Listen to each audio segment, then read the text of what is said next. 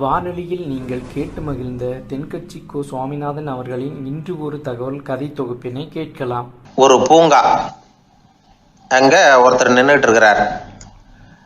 நின்றுக்கிட்டே ஏதோ ஆழ்ந்த யோசனையில் இருக்கிறார். அந்த பக்கமாக இன்னொருத்தர் வந்தார். இவரை கவனிச்சார். என்ன யோசனைன்னு கேட்டார். எப்படி எழுந்திருக்கிறதுன்னு யோசனை பண்ணிட்டு இருக்கிறேன்னார். அவர் கேட்டவருக்கு ஒரு மாதிரி ஆயிட்டுது. ஏற்கனவே நின்றுக்கிட்டு இருக்கிற ஒருத்தர் எப்படி எழுந்திரிச்சு நிற்கிறதுன்னு யோசிக்கிறாருன்னா அது ஆச்சரியம் தானே. அதுக்கப்புறம் இவர் யோசிக்க ஆரம்பித்தார். என்ன இவர் இப்படி பேசுகிறாரு அப்படின்னு. கீழே விழுந்தால் தானே எழுந்திரிச்சு நிற்க முடியும். அதனால் எழுந்திரிக்கணும்னு நினைக்கிறவங்க முதல்ல கீழே விழணும். இவர் முதல்ல கீழே விழணும், அதுக்கப்புறம் தான் எழுந்திருக்கிறது எப்படின்னு சிந்திக்க முடியும். இந்த உலகத்தில் எல்லாருமே கீழே விழுந்து எழுந்தவர்கள் தான். இப்போ இந்த குழந்தை பருவத்தில் கீழே விழாமல் நடைபயில கற்றுக்கிட்டவங்க யாராவது உண்டா? சின்ன வயசில் ஒரு தடவை கூட கீழே விழலை சார், அப்படியே பிறந்தார் வளர்ந்தார் பெரியவர் ஆயிட்டார் அப்படின்னு யாரையும் சொல்ல முடியாது. அதனால் மனுஷங்கிறவன் விழுந்து புரண்டு எழுந்து தான் நடக்க கற்றுக்கிறான். ஒரு உண்மையை நாம் எல்லாரும் புரிஞ்சுக்கணும். இந்த உலகத்தில் தவறு செய்யாத மனிதர்களே யாரும் கிடையாது. அப்படி இருக்கிறப்போ எப்போதாவது நாம் தவறு பண்ணிவிட்டோம்னா அதுக்காக மனசு உடஞ்சி போயிடக்கூடாது, வாழ்க்கையில் வெறுப்பு வந்துடக்கூடாது. ஒரு தவறு நடந்துட்டுதா அதுக்காக மனசு உடஞ்சி போடாதீங்க, அதை ஒரு பாடமாக எடுத்துக்கங்க. அதே தவறு மறுபடியும் நடக்காமல் வேணும்னா பார்த்துக்கலாம், அது போதும். தடைக்கல்ல படிக்கல்லாம் மாற்றிக்கணும், இதுதான் இதில் முக்கியம். ஒரு அலுவலகம், அங்கே ஒரு அதிகாரி, அவர் உயர்ந்த பதவியில் இருந்தார். சிறந்த நிர்வாகின்னு பேர் வாங்கினவர். அவர் தனக்கு கீழே வேலை செய்கிறவங்க கிட்டெல்லாம் சொல்லுவாராம், இந்த நிறுவனத்தில் நீங்கள் எத்தனை தடவை வேணும்னாலும் தவறுகள் செய்யலாம், ஆனால் ஒரே விஷயம் என்னென்னா ஒரே தவறை மறுபடியும் செய்யக்கூடாது, அது முக்கியம் அப்படிம்பாராம். இதை மேம்போக்காக பார்த்தா அவர் ஏதோ தன்னுடைய ஊழியர்களை தவறு செய்ய தூண்டுறது மாதிரி தெரியும். ஆனால் உண்மை அப்படி இல்லை. இன்னைக்கு என்ன நடக்குது தெரியுமா? அநேகமாக எல்லா மனிதர்களுமே ஒரே தவறை தான் மறுபடியும் செய்கிறாங்க. விளையாட்டு வீரர்கள் ஒரே மாதிரியான தவறுகளை திரும்ப திரும்ப செய்கிறது உண்டு. கணக்கு எழுதுறவங்கள பாருங்க, ஒரே தப்பை மறுபடியும் செய்வாங்க. அலுவலகம் வருகிறவர்களை கவனிங்க, ஒரு நாள் தாமதமாக வந்தால் பரவாயில்ல, தினமும் தாமதமாக வருவாங்க. இது மாதிரி செய்த தவறையே திரும்ப திரும்ப செய்யறதுக்கு என்ன காரணம் அப்படின்னா சோம்பல், ஞாபக மறதி, கவனக்குறைவு, தன்னுடைய திறமை பேரில் அளவுக்கு மீறிய நம்பிக்கை, இப்படி இதில் ஏதாவது ஒரு காரணமாக இருக்கலாம் அப்படிங்கிறாங்க இது பற்றி ஆய்வு செய்கிற வல்லுநர்கள். ஒரு தடவை செஞ்ச தவிர மறுபடியும் செய்கிறது இல்லைன்னு முடிவு செஞ்சுக்கிட்டு அதை செயல்படுத்த கற்றுக்கணும், அது போதும், வாழ்க்கை வெற்றிகரமாக அமையும் அப்படிங்கிறாங்க அந்த அனுபவசாலிகள். அதனால் வெற்றிகரமாக வாழ்க்கையில் நடைபோட விரும்பும் இளைஞர்கள் தவிர்க்க வேண்டியது என்னென்னா, முதல்ல சோம்பலை தவிருங்கள், சுறுசுறுப்பாக இயங்குங்கள் அப்படிங்கிறது அவங்க அறிவுரை. ரெண்டாவது ஞாபக மறதி, எந்த செயல்லையும் ஈடுபாடு வேணும், அக்கறை வேணும். மூணாவது கவனக்குறைவு, எதையும் அலட்சியப்படுத்தக்கூடாது. நாலாவது என்னால் முடியாதது எதுவுமே கிடையாது அப்படிங்கிற அளவுக்கு மீறிய நம்பிக்கை, அது ஆபத்தில் கொண்டு போய் விட்டுரும். அதனால் முதல் தவறு உங்களுக்கு ஒரு பாடமாக அமையணும். ஒரு மனிதர், அவர் தன்னுடைய 2 காதுலையும் கட்டு போட்டுக்கிட்டு வந்தார். அவருடைய நண்பர் அதை கவனிச்சுட்டார். என்ன சார் ஆச்சு, 2 காதுலையும் கட்டு போட்டுருக்கீங்களே அப்படின்னு விசாரித்தார். ஒன்றுமில்லை சார், வீட்டில் ரொம்ப ஆர்வமாக டிவியில் கிரிக்கெட் மேட்ச் பார்த்துக்கிட்டு இருந்தேன். அப்போது என்னுடைய மனைவி துணிகளுக்கு அயர்ன் பண்ணிக்கிட்டு இருந்தாங்க. அயர்ன் பாக்ஸை அப்படியே வச்சுட்டு அடுப்பங்கரைக்கு போயிட்டாங்க. அந்த சமயம் பார்த்து டெலிஃபோன் பண்ணி அடிச்சுது. அவசரமாக ஓடி போய் அதை எடுத்து காதில் வச்சேன். அப்போ தான் தெரியும் அது அயர்ன் பாக்ஸுங்கிற விஷயம். சூடாக இருந்ததா, சுட்டு விட்டுது அப்படின்னார். ஒரு காது சரி சார், 2 காதும் ஏன் அப்படி ஆச்சு அப்படின்னு கேட்டார். அதே ஆள் மறுபடியும் ஃபோன் பண்ணா சார் அப்படின்னார். இவர் எவ்வளோ தூரம் யோசிச்சிருப்பார் பாருங்க. அதனால் ஒரு தவறு மறுபடியும் நடக்கக்கூடாது, முதல் தவறு உங்களுக்கு ஒரு பாடமாக அமையட்டும் அப்படிங்கிறது தான் இதிலேருந்து நாம் தெரிந்து கொள்ள வேண்டிய கருத்து. அதனால் தவறுகள் அதெல்லாம் தடைக்கெல்லாம் நினைக்க வேண்டாம், படிக்கெல்லாம் நினைப்போம். அப்படி நினைச்சோம்னா வாழ்க்கையில் வெற்றி நிச்சயம். வாழ்க்கையில் வெற்றி பெற என்ன வழி, இது ஒரு முக்கியமான கேள்வி. இதுக்கு எல்லாரும் பொதுவாக சொல்கிற ஒரு பதில், உழைச்சா வெற்றி பெறலாம் அப்படிங்கிறது தான். வாழ்க்கையில் வெற்றி பெற உழைப்பு மட்டும் இருந்தால் போதாது, நேர்மையும் வேணும் அப்படிங்கிறார் பால் ஹாஃப்மேன். இவர் யார் தெரியுமா? இவர் ஒரு பெரிய பொருளாதார நிபுணர். இரண்டாவது உலகப் போர் முடிஞ்ச சமயம் அப்போ இவர் அமெரிக்காவின் நிதி ஆலோசகராக இருந்தார். தன்னுடைய வாழ்க்கையில் நடந்த பழைய நிகழ்ச்சி ஒன்று அவர் சொன்னார்.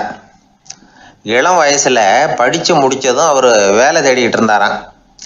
அப்போது ஒரு கால்நடை வைத்தியர்கிட்ட போய் வேலை கேட்டிருக்கார். இவர் அங்கே போன சமயத்தில் அந்த டாக்டர் தன்னுடைய பழைய கார் ஒன்றை விற்பனை செய்யறதுக்காக வேற ஒருத்தர்கிட்ட பேரம் பேசிக்கிட்டு இருந்தார். வாங்க வந்தவர் இவர்கிட்ட அந்த காரை பற்றின விவரம்லாம் கேட்டுக்கிட்டு இருந்தார். கார் நல்ல நிலைமையில் இருக்குமா அப்படிங்கிற கவலை அவருக்கு.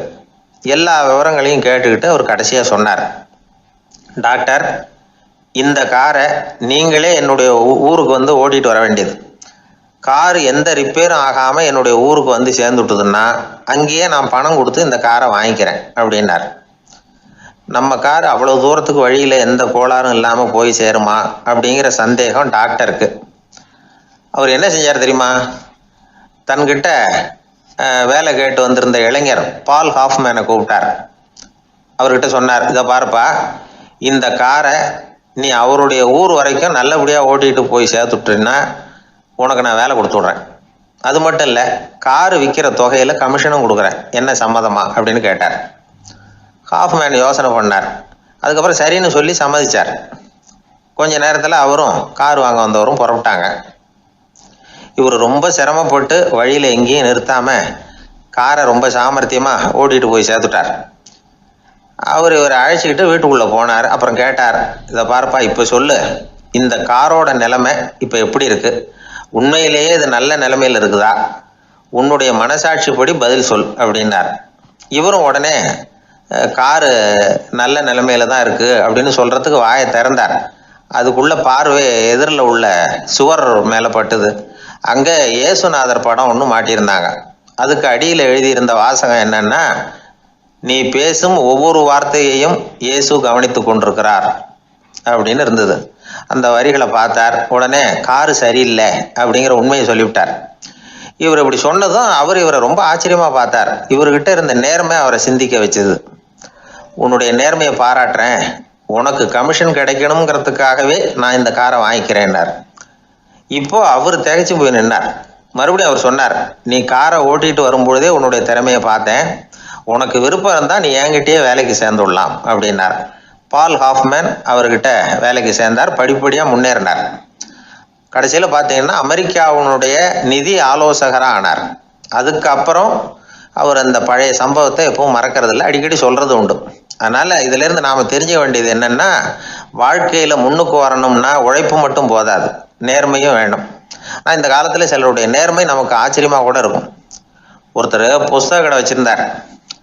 ரொம்ப நேரமாக தேடி ஒரு புத்தகத்தை கையில் எடுத்தார். அதுக்கு பில் போட சொன்னார். அந்த புத்தக கடைக்கு வந்த இன்னொருத்தர் பில் போடுறவர், சார், இந்த புத்தகம் மகா அறுவை, மகா மட்டம், இது வேணாம் உங்களுக்கு, வேற ஏதாவது ஒன்று பாருங்கன்னார். புத்தக கடை வச்சிருக்கிறவரே இப்படி சொன்னார். வாங்க வந்தவர் இவர் ஆச்சரியமாக பார்த்தார். உங்கள் நேர்மையை பாராட்டுறேன், அது சரி, இந்த புத்தகத்தை ஏற்கனவே நீங்கள் படித்து பார்த்துட்டீங்களான்னு கேட்டார். அதை படித்து வேற பார்க்கணுமான்னார். அப்புறம் எப்படி இது மகாமட்டம்னு சொல்கிறீங்க அப்படின்னார். அதை எழுதினவனே நான் தான் சார் அப்படின்னார் அவர். இது ஒரு விதமான நேர்மையை ஒத்துக்கிறது. எப்படி இருந்தாலும் வாழ்க்கையில் உழைப்பும் நேர்மையும் உயர்வதற்கு வழிகள். உழைப்பை விட நேர்மை முக்கியம் அப்படிங்கிறத புரிந்து கொண்டால் வாழ்க்கையில் வெற்றி நிச்சயம். இன்பம் துன்பம் இது ரெண்டும் சேர்ந்தது தான் வாழ்க்கை. இது எல்லாரும் சொல்லிகிட்டு இருக்கிற ஒரு உண்மை. அது சரி, இது ரெண்டும் வர்றதுக்கு என்ன காரணம்? துறவி ஒருத்தர் யோசித்து பார்த்துருக்கார். இன்ப துன்பம் தோன்றுவதற்கு முக்கியமாக 6 காரணங்கள் உண்டு அப்படிங்கிறார் அவர். அது என்னங்கிறத நாமளும் தெரிஞ்சு வச்சுக்குவோமே. இப்போ முதல் காரணம் சுயநலம். ஒரு தாயார் தன்னுடைய சுயநலம் கருதி தன்னுடைய மகன் இன்பமாக இருக்கணும்னு ஆசைப்படுறாங்க. மகனும் அப்படியே ஆசைப்படுறான். அதனால் தாயாரின் இன்ப துன்பங்களை பார்த்துட்டு மகனும் இன்ப துன்பம் அடையிறான். அந்த அம்மாவுக்கும் அதே நிலைமை தான். 2வது காரணம் உறவு. நான் துறவியான பிறகு கூட உறவுங்கிற காரணத்தினால தான் தாயாருடைய சுக துக்கங்களை கண்டு நானும் சுக துக்கம் அடைகிறேன். என் தாயாருடைய நிலைமையும் இதுதான் அப்படிங்கிறார் ஒரு துறவி. 3வது காரணம் என்னென்னா அறிமுகம். எனக்கு அறிமுகமான ஒருத்தரை ரயில் நிலையத்தில் சந்திக்கிறேன். அவர் தன்னுடைய பணப்பையை எங்கேயோ தொலைச்சி விட்டு வருத்தப்பட்டுக்கிட்டு இருக்கிறார். நானும் வருத்தப்படுறேன். அந்த சமயத்தில் யாரோ ஒருத்தர் இதுதானே அவங்க பணப்பை அப்படின்னு சொல்லி கொண்டாந்து நீட்டுறார். பணப்பையை தொலைச்சவர் சந்தோஷப்படுறார், நானும் சந்தோஷப்படுறேன். இது அந்த துறவி சொல்கிற அனுபவம். 4வது காரணம் என்னென்னா கருணை. எனக்கு முன்னே தெரியாத ஒருத்தனை யாரோ ஒருத்தன் அடித்து காயப்படுத்தி போடுறான். கருணை காரணமாக நான் அதுக்காக துக்கப்படுறேன். 5வது காரணம் எதையும் நம்புறது. ஒரு பசுமாட்டை ஒரு முரணை அடிச்சுக்கிட்டு இருக்கிறான் அப்படின்னு ஒருத்தர் வந்து நம்மகிட்ட சொல்கிறாருன்னு வைங்க, உடனே நான் துக்கப்படுறேன். இன்னொருத்தர் வந்து அந்த முரணனை போலீஸ்காரங்க பிடிச்சிட்டு போயிட்டாங்கன்னு சொல்கிறாரு, நான் உடனே சந்தோஷப்படுறேன். 3வதாக ஒருத்தர் வந்து முதல் 2 பேரும் சொன்னது பொய்யுங்கிறார். அப்போ நான் இன்ப துன்பம் ரெண்டுமே இல்லாமல் நிம்மதியாக இருக்கிறேன். இது ஒரு விதம். அடுத்தது 6வது காரணம் என்னென்னா தன்மயமாகுதல். ஒரு நாவல் படிச்சுக்கிட்டு இருக்கிறோம், அதில் வர்ற பாத்திரங்களோட நாம் ஒன்றி போயிடுறோம். அதில் வர்ற பாத்திரங்கள் சிரிச்சுதுன்னா நாமளும் சிரிக்கிறோம், அது அழுதுன்னா நாமளும் அழறோம். அதெல்லாம் வந்து அந்த துறவி சொல்கிற அனுபவ உண்மைகள். இன்ப துன்பம் இது ரெண்டும் தோன்றுவதற்கு சுயநலம், உறவு, அறிமுகம், கருணை, எதையும் நம்புறது, தன்மயமாகிறது, இது எல்லாம் தான் முக்கிய காரணம் அப்படின்னு அவர் சொல்கிறார். ஆகக்கூடி ஒட்டு மொத்தமாக யோசனை பண்ணி பார்த்தா பிற பொருள்கள் மீது பற்றுதல் காரணமாக தான் நாம் வந்து இன்ப துன்பம் அடையிறோம் அப்படிங்கிறத புரிஞ்சிக்க முடியுது. மனுஷன் வந்து இன்ப துன்பம் அடையிறதுக்கு 7வது காரணம் கூட ஒன்று உண்டு அப்படின்னு சொல்லிகிட்டே வந்தார் ஒருத்தர். அது என்ன அப்படின்னு கேட்டோம். அதுதான் சார் இந்த நீங்கள் சொல்லிட்டு வர்ற இன்று ஒரு தகவல்னார். எப்படி சொல்கிறீங்கன்னு கேட்டோம். இன்று ஒரு தகவல் கேட்க ஆரம்பிக்கிறப்போ மனசில் இன்பம், ஆரம்பித்த உடனே இது ஏற்கனவே கேட்ட சமாச்சாரமாச்சே அப்படின்னு நினைக்கிறப்போ துன்பம் அப்படின்னு அதுக்கு ஒரு விளக்கம் கொடுத்தார் அவர். ஒரு கடற்கரை ஓரம், அங்கே ஒரு சின்ன கிராமம். அந்த கிராமத்தில் ஒரு சின்ன பள்ளிக்கூடம். கடற்கரை ஓரத்தில் உள்ள ஒரு விடுதியில் ஓய்வுக்காக ஒருத்தர் வந்து தங்கியிருக்கிறார். பள்ளிக்கூடத்தில் ஏதோ விழா நடக்கிறது மாதிரி தெரிஞ்சுது. உடனே அவர் அந்த பக்கமாக வந்தார். இங்கே என்ன நடக்குதுன்னு விசாரித்தார். பள்ளி ஆண்டு விழா நடக்குதுன்னாங்க. உடனே போனார். கண்காட்சி ஒன்று வச்சுருந்தாங்க. உள்ளே போய் பார்த்தார். பள்ளிக்கூடத்தில் படிக்கிற மாணவர்களே சொந்தமாக தயார் பண்ண பொருள்களை காட்சிக்கு வச்சுருக்கிறாங்க. அந்த ஊர் மக்கள்லாம் அதை கூட்டமாக போய் பார்த்துக்கிட்டு இருக்கிறாங்க. இவரும் ஆர்வமாக அதையெல்லாம் பார்த்துக்கிட்டே போகிறார். ஒரு இடத்துல ஒரு சின்ன ரயில் செஞ்சு வச்சுருந்தாங்க, மாணவர்களே தயார் பண்ணது. மின்சாரத்தால் அது ஓடுறது மாதிரி பண்ணி வச்சுருந்தாங்க. அதில் ஒரு சின்ன பொத்தான் இருக்கும், அது அமுக்குனா ரயில் ஓடும், சுற்றி வரும். மாணவர்கள் எதிரில் நின்று அதுக்கு விளக்கம் கொடுத்துக்கிட்டு இருக்கிறாங்க. இவர் அதை கவனித்தார். ரயில் ஓடுறத பார்த்தார். அங்கே நின்றுக்கிட்டு இருந்த மாணவர்கள்கிட்ட விளையாட்டாக கேட்டார், ஏன்பா இந்த ரயில் எதனால் ஓடுது அப்படின்னு கேட்டார் இவர். சக்தியினால் ஓடுது அப்படின்னாங்க மாணவர்கள். அது என்ன சக்தின்னு கேட்டார். அதுக்கு பேர் மின்சாரம் அப்படின்னாங்க. சரி, நீங்கள் மின்சாரத்தை பார்த்துருக்குறீங்களா அப்படின்னார். நாங்கள் பார்த்தது இல்லைங்க, ஆனால் இதை செய்யறதுக்கு எங்களுக்கு உதவி பண்ண ஆசிரியர் ஒரு பட்டதாரி, ஒரு கால் அவர் பார்த்துருக்கலாம் அப்படின்னாங்க. அவர் எங்கே இருக்காருன்னு கேட்டார். இதோ அழைச்சிட்டு வர்றோம்னு ஓடினாங்க. அவர் அழைச்சிட்டு வந்தாங்க. அவர்கிட்ட ஒரு பெரியவர் கேட்டார், மின்சாரத்தை நீங்கள் பார்த்துருக்குறீங்களா அப்படின்னு. மின்சாரத்தை பார்க்குறதாவது நான் பார்த்ததே இல்லை. நான் பார்த்தது அது செயல்படுற விதத்தை தான். அது விளக்கை வந்து எரிய வைக்குது, ரயிலை ஓட வைக்குது, இது மாதிரி எத்தனையோ எந்திரங்களை வந்து செயல்பட வைக்குது. ஆனால் உண்மையிலேயே அது என்னன்னு எனக்கு தெரியாது. ஒருவேளை இந்த பள்ளிக்கூடத்து தலைமை ஆசிரியருக்கு தெரிஞ்சிருக்கலாம், ஏன்னா அவர் ஒரு மேல்நிலை பட்டதாரி அப்படின்னாராம் அவர். சரின்னு போய் தலைமை ஆசிரியரை கூப்பிட்டுக்கிட்டு வந்தாங்க. அவர்கிட்டையும் இதே கேள்வி கேட்டாராம் அவர். மன்னிக்கணும், இந்த கேள்வி இதுவரைக்கும் யாரும் என்கிட்ட கேட்டதில்லை. சக்தியை யாரும் பார்க்க முடியாது, ஆனால் அது செயல்படும் விதத்தை தான் பார்க்க முடியும் அப்படின்னாராம் அவர். இப்போ இதுவரைக்கும் கேட்டுக்கிட்டு இருந்த பெரியவர் சிரித்தார். சிரிச்சுட்டு சொன்னாராம், சரி அதுக்காக ஒன்றும் கவலைப்படாதீங்க, என்னுடைய பெயர் தாமஸ் ஆல்வா எடிசன் அப்படின்னாராம். இதை கேட்டதும் அங்கே இருந்தவங்களுக்கெல்லாம் அதிர்ச்சி, ஆச்சரியம். என்னது, நீங்கள் தானா எடிசன்?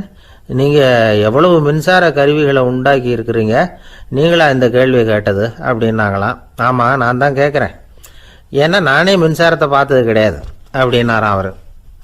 அன்புங்கிறது இப்படிப்பட்டது தான்ங்கிறார் ஓஷோ. அன்புங்கிறது நம்ம உடற்கூறு அமைப்பில் இல்லை, அது நம்ம உடம்புல உள்ள சுத்த சக்தியின் வெளிப்பாடு. அதை உணரத்தான் முடியுமே தவிர பார்க்க முடியாது. அன்பே உன்னை வந்து நான் என் இருதயத்தில் வச்சிருக்கிறேன் அப்படின்னுலாம் சொல்லுவான். இதெல்லாம் சும்மா. இது வந்து டாக்டர்கள் சொல்கிற இருதயம் கிடையாது. அது வந்து ரத்தத்தை தள்ளுகிற ஒரு கருவி, அவ்வளவுதான். ஞானிகள் சொல்லுகிற இதயம் வேற, அது கண்ணுக்கு புலப்படாத ஒரு சக்தி. என்னுடைய இதயம் ரொம்ப விசாலமானது சார் அப்படின்னார் ஒருத்தர்.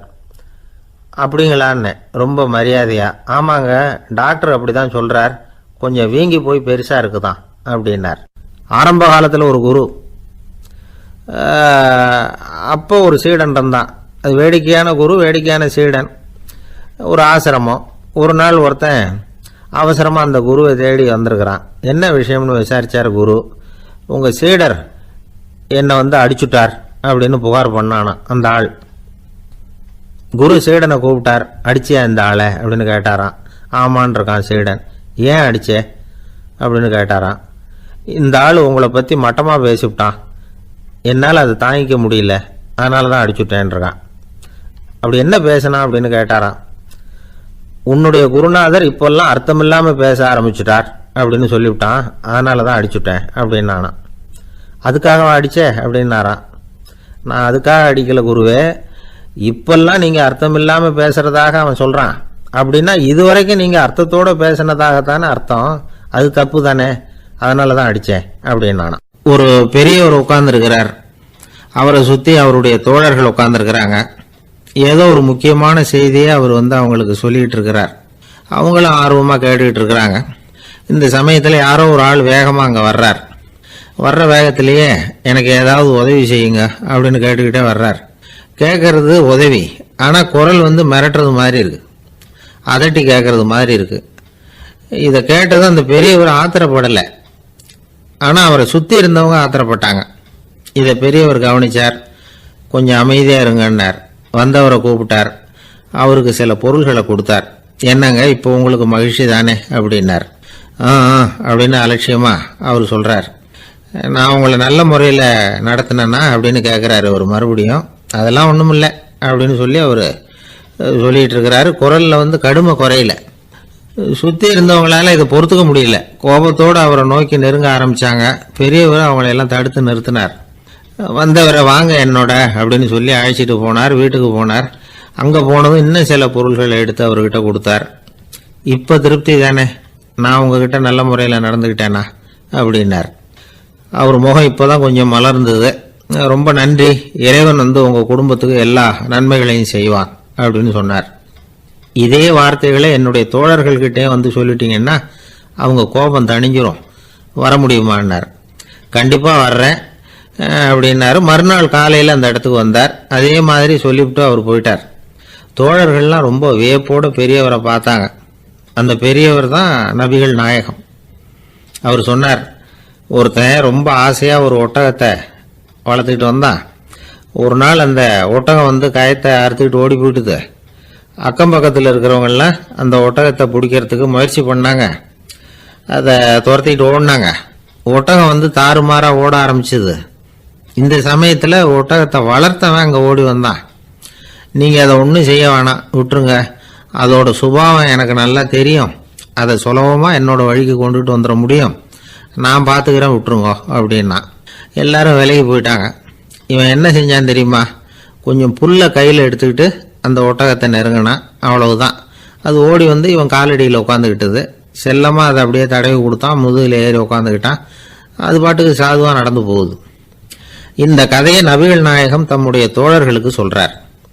ஒட்டகத்தை மட்டும் இல்லை, சில மனிதர்களையும் கூட சில விதத்தில் அணுகிதான் அவர்களை சீர்திருத்த வேண்டியிருக்குது அப்படிங்கிறத அவங்களுக்கு உணர்த்தினார். இது ஒரு அழகான உளவியல் அணுகுமுறை. சில குடும்ப தலைவர்கள் கூட இந்த ஒட்டகம் மாதிரி நடந்துக்கிறது உண்டு, அப்புறம் அடங்கி போகிறதும் உண்டு. ஒரு குடும்ப தலைவர் காலையில் எழுந்திரிச்சதுலேருந்து சத்தம் போட்டு கத்திக்கிட்டு இருப்பார். பக்கத்தில் இருந்தவங்கெல்லாம் ஓடி போய் சமாதானம் பண்ணி பார்த்தாங்க. அவர் ஓயறது மாதிரி தெரியல. கடைசியில் அவர் மனைவி வந்தாங்க. நீங்கள் எல்லாம் விலைக்கு போயிடுங்க, அவர் சுபாவம் எனக்கு தெரியும், நான் பார்த்துக்கிறேன் அப்படின்னாங்க. சரின்னு எல்லாரும் போயிட்டாங்க.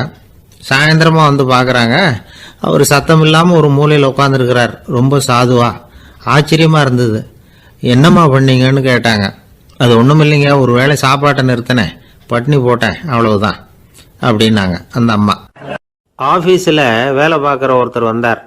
பேசாமல் ஒரு 10 நாள் லீவ் போட்டுடலாமா பார்க்குறேன் அப்படின்னார். ஏன்னு கேட்டோம். என்னுடைய மேலதிகாரி ஒரு முசுடு சார், அவர்கிட்ட வேலை பார்க்குறது ரொம்ப கஷ்டமாக இருக்குது அப்படின்னார். ஆஃபீஸில் வேலை பார்க்குறவங்கெல்லாம் ஒரு விஷயத்தை நல்லா ஞாபகத்தில் வச்சுக்கணும். மேலதிகாரிங்கிறவர் ஒரு பெரிய மகான் இல்லை, அவரும் ஒரு மானிட பிறவி தான். சராசரி மனுஷனுக்குள்ள பலம் பலவீனம் ரெண்டும் அவருக்கும் உண்டு. அதனால் அவரை கொஞ்சம் அனுசரித்து போகிறதுக்கு பழகிறது தான் நல்லது. மேலதிகாரிகளில் பல வகை உண்டு. அதில் முக்கியமாக 3 வகை. அதில் ஒரு வகை எப்படி தெரியுமா? உங்களை ஒரு வேலை செய்கிற மெஷினாக மட்டுமே நினைக்கக்கூடிய வகை. இவங்கெல்லாம் எப்படின்னா, எங்கேயாவது வெளியூர் போயிருந்தா கூட அங்கேருந்து ஃபோன் பண்ணுவாங்க, அந்த வேலை என்னாச்சு, இந்த வேலை என்னாச்சு அப்படின்னு. இவங்களுக்கெல்லாம் உங்கள் நலனை பற்றியோ உங்கள் குடும்பத்தை பற்றியோ அக்கறை இருக்காது. நீங்கள் சொல்கிற யோசனை எதுவும் இவங்ககிட்ட எடுபடாது. கொடுத்த வேலையை பாரு, நீ எனக்கு புத்தி சொல்ல வேணாம் அப்படிம்பாங்க. இவங்களை அனுசரித்து போகிறதுக்கு ஒரே வழி, இவங்க எதை சொன்னாலும் சரின்னு சொல்லிவிட்டு வேலையை கவனிக்க வேண்டியது தான். இவங்ககிட்ட வேற எந்த கேள்வியும் கேட்டுக்கிட்டு இருக்கக்கூடாது. ஆமாம் சாமி போடுறது கௌரவ குறைச்சல் இல்லை, அது ஒரு அலுவலக சௌகரியம், அவ்வளவுதான். இன்னொரு வகையான மேலதிகாரிகள் எப்படி தெரியுமா? இவங்கெல்லாம் ஆஃபீஸ் வேலையை பற்றி அதிகமாக கவலைப்பட்டுக்கிட்டு இருக்க மாட்டாங்க. தங்களுடைய சொந்த இமேஜ் பாதிக்கப்படக்கூடாதுங்கிறதுலையே கவனமாக இருப்பாங்க. இவங்கெல்லாம் அடிக்கடி உங்கள் நலனை விசாரிப்பாங்க. அதே மாதிரி நீங்களும் அவரை விசாரிக்கணும்னு எதிர்பார்ப்பாங்க. இந்த ரக அதிகாரிகளுக்கெல்லாம் புது வருட வாழ்த்து அனுப்பலாம், பிறந்தநாள் வாழ்த்து அனுப்பலாம். அவருக்கு எங்கேயாவது ஒரு பாராட்டு விழா நடந்தால் முதல் வரிசையில் போய் உட்காந்து உங்கள் முகத்தை காட்டலாம். ஆஃபீஸ் வேலையை மட்டுமே பார்க்குற பணியாளர்கள் இது மாதிரி அதிகாரிகள்கிட்ட நல்ல பேர் வாங்க முடியாது. இன்னொரு வகையான மேலதிகாரிகள் உண்டு. அவங்க எப்படின்னா, ஆஃபீஸ் வேலையை பற்றியும் கவலைப்பட மாட்டாங்க, தனக்கு கீழே வேலை பார்க்குறவங்கள பற்றியும் கவலைப்பட மாட்டாங்க. எக்காரணம் கொண்டும் தன்னுடைய பொசிஷனுக்கு ஆபத்து வந்துடக்கூடாதுன்னே நினைக்கக்கூடியவங்க இவங்க. இவங்களால கடுமையான வேலை செய்யவும் முடியாது, தீர்மானிக்கவும் முடியாது. எந்த முடிவையும் எடுக்காமல் அப்படியே தள்ளி போட்டுக்கிட்டே போயிடுவாங்க எல்லாத்தையும். இதனால் என்ன ஆகும்னா, இவருக்கு கீழே வேலை பார்க்குற உங்களுக்கு பொறுப்பு அதிகமாகிடும். இவங்ககிட்ட போய் பிரச்சனையை மட்டும் சொல்லி பிரயோஜனம் இல்லை, அதுக்கான முடிவுகளை நீங்களே சொல்லணும். அப்போ தான் இது மாதிரி அதிகாரிகள்கிட்ட நல்ல பேர் வாங்கலாம். அட்லீஸ்ட் கெட்ட பேர் வாங்காமலாவது காலம் தள்ளலாம். ஆஃபீஸில் வேலை பார்க்குறவங்க முக்கியமாக சில விஷயங்களை ஞாபகத்தில் வச்சுக்கணும். ஆஃபீஸில் நடக்கிற நல்லது கெட்டது எதுவாக இருந்தாலும் உடனடியாக மேலதிகாரிகிட்ட தெரிவிக்கிறது நல்லது. 3வது மனிதர் மூலமாக அதை அவர் தெரிஞ்சுக்கிறது அவ்வளவு நல்லதில்லை. எந்த மேலதிகாரியுமே தான் இந்த சர்பாஸ் செய்யப்படுறத விரும்புறதில்லை. அதனால் அவருக்கு தெரியாமல் மேலிடத்துக்கு மணி எழுதி போடக்கூடாது. அப்படி எழுதி போடுறவங்க சில பேர் இருக்கிறாங்க. நீங்களும் உங்கள் மேலதிகாரியும் தொழில் ரீதியாக ஒரே படிப்பு படித்தவராக இருக்கலாம். அப்படி இருந்ததுன்னா அட்ஜஸ்ட் பண்ணி போகிறது கொஞ்சம் கஷ்டம்தான். இதை மனசில் வச்சுக்கிட்டு நடந்துக்கணும். உங்களுக்கும் அவருக்கும் அபிப்பிராய பேதமா, அது அவருக்கும் உங்களுக்கும் உள்ள தனிப்பட்ட பிரச்சனை. அதை விளம்பரப்படுத்திகிட்டு இருக்கக்கூடாது, அது அவருடைய கோபத்தை கிளறும். உங்கள் மேலதிகாரி உங்கள் கூட படித்தவராக இருக்கலாம், அதுக்காக அவரை எல்லாருக்கும் முன்னாடி அடைய கிச்சாமி எப்படிறா இருக்க அப்படின்லாம் கேட்டுக்கிட்டு இருக்கக்கூடாது. பொதுவாக யாரும் அதை விரும்புறதில்லை. இவ்வளவையும் உங்கள் மனசில் வச்சுக்கிட்டு கொஞ்சம் சாமர்த்தியமாக நடந்துக்கிட்டிங்கன்னா ஆஃபீஸ் உங்களுக்கு அவஸ்தையாக இருக்காது, ஆனந்தமாக இருக்கும். ஒரு மேலதிகாரி தன்கிட்ட வேலை பார்க்குற ஒருத்தரை பற்றி ரொம்ப பெருமையாக சொன்னாராம். எங்கள் ஆஃபீஸில் எவ்வளவோ பேர் வேலை பார்க்குறாங்க, எல்லாரும் தினமும் ஏதாவது பிரச்சனைகளை சொல்லிகிட்டு இருப்பாங்க. ஆனால் இவர் ஒருத்தர் மட்டும்தான் இது வரைக்கும் என்கிட்ட எந்த பிரச்சனையும் சொன்னதே இல்லை. அவர் பாட்டுக்கு வருவார், வேலை பார்ப்பார், போயிடுவார் அப்படின்னாராம். நான் உடனே அவ்வளவு பெருமைக்குரிய அந்த ஊழியரை பார்த்து கேட்டேன், ஏன்பா உன்னுடைய மேலதிகாரிகிட்ட நீ எந்த பிரச்சனையும் கொண்டுகிட்டு போகிறதே இல்லையாமே அப்படின்னு கேட்டேன். அதுக்கு அவர் சொல்கிறாரு, ஆமாங்க, அது ஏன்னா அவரால் எந்த பிரச்சனையுமே தீர்க்க முடியாதுங்கிறது எனக்கு நல்லா தெரியும், அதனால் அப்படி செய்கிறேன், வேற ஒன்றும் இல்லை அப்படின்னார் ரொம்ப பொறுமையாக. ஒரு நண்பர் யாருக்கோ ஃபோன் பண்ணிகிட்டு இருந்தார். அவர் பேசி முடித்ததும் நான் அவரை பார்த்து, இப்போ ஃபோன் பண்ணிங்களே, அந்த ஃபோன் நம்பர் என்ன அப்படின்னு கேட்டேன். அவர் தலையை சொரிஞ்சுக்கிட்டார், ஞாபகம் வரலன்னார். சரி சார், அதை விடுங்க, உங்கள் மனைவி பேர் என்ன அப்படின்னு கேட்டேன். மாலதின்னார். என்ன சார் இது வேடிக்கை, கொஞ்ச நேரத்துக்கு முன்னாடி பேசின ஃபோன் நம்பர் மறந்து போச்சு, எப்போவோ கல்யாணம் பண்ணிக்கிட்ட மனைவி பேர் மறக்கலை, அதை கரெக்டாக சொல்லிவிட்டீங்களே அப்படின்னு கேட்டேன்.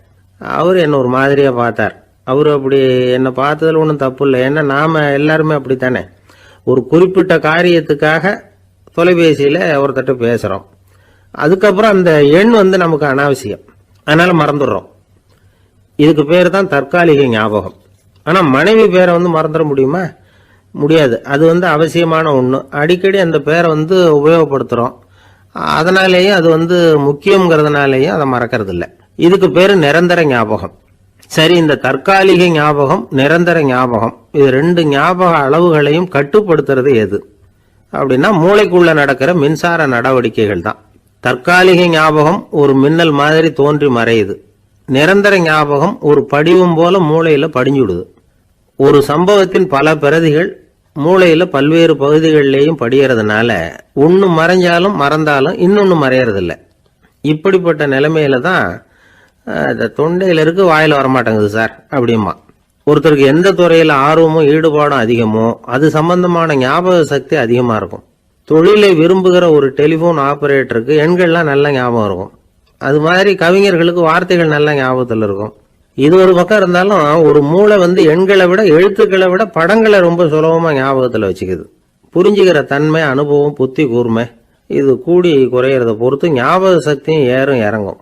இப்போ உதாரணத்துக்கு ஒரு பையனுக்கு படித்தது எதுவும் ஞாபகத்தில் இல்லைன்னா அவன் அதை சரியா புரிஞ்சுக்கலன்னு அர்த்தம்.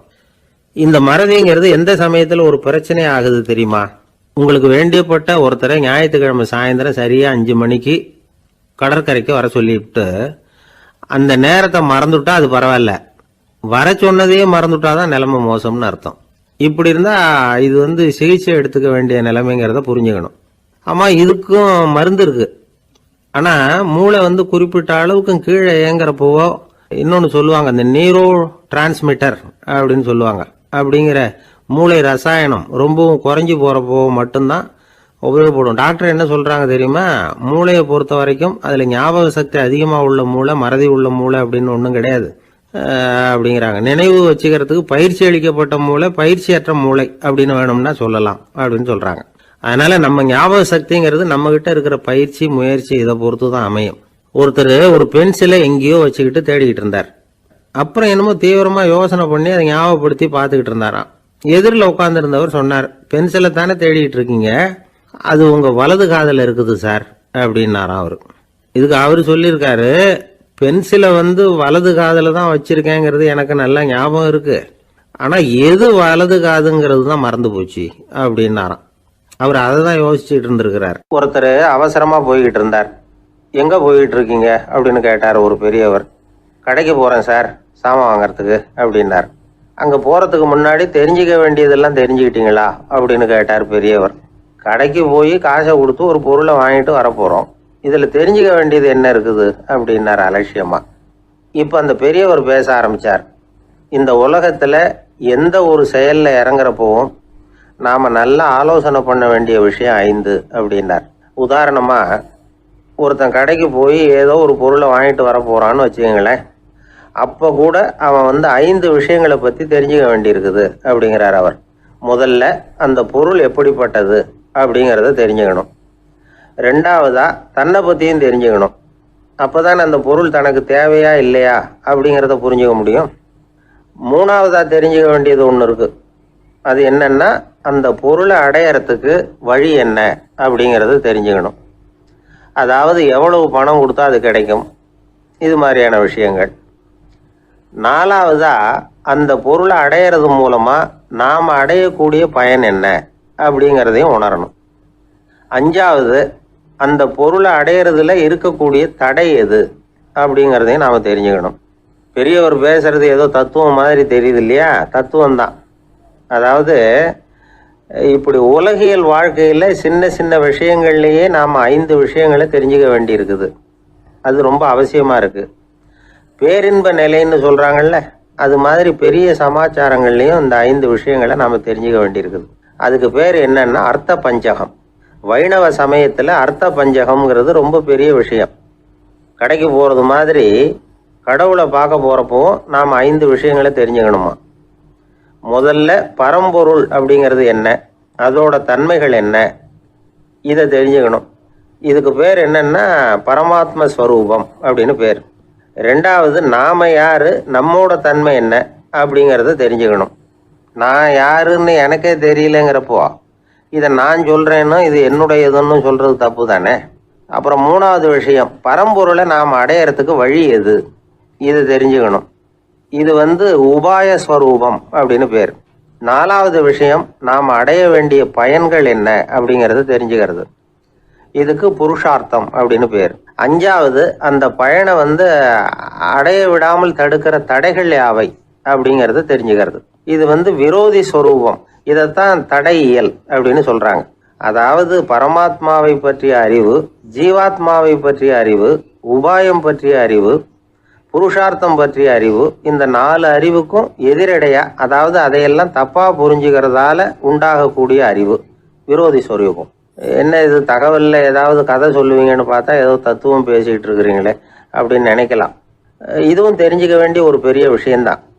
காதில் போட்டு வச்சா எப்போவாவது உபயோகப்படும். என்னுடைய நண்பர் ஒருத்தர் ஒரு நாள் என்கிட்ட சொன்னார், சார் அடுத்த மாதம் தஞ்சாவூரில் ஒரு கல்யாணம், போகிறதா வேண்டாமா அப்படின்னு ஒரே குழப்பமா இருக்கு அப்படின்னார். நான் உடனே இந்த அர்த்த பஞ்சக உபதேசம் பண்ண ஆரம்பித்தேன். அவர் எல்லாத்தையும் பொறுமையாக கேட்டுவிட்டு, சரி சார் நான் போகிறதுன்னு முடிவு பண்ணிவிட்டேன்னார். எப்படி இந்த முடிவுக்கு வந்தீங்க அப்படின்னு கேட்டேன். அவர் சொன்னார், சார் அந்த 2வது பாயிண்ட் ஒன்று சொன்னீங்களே, அதை புரிஞ்சுக்கிட்டதுக்கு அப்புறம்தான் இந்த முடிவுக்கு வந்தேன் அப்படின்னார். என்ன 2வது பாயிண்ட்டுன்னு?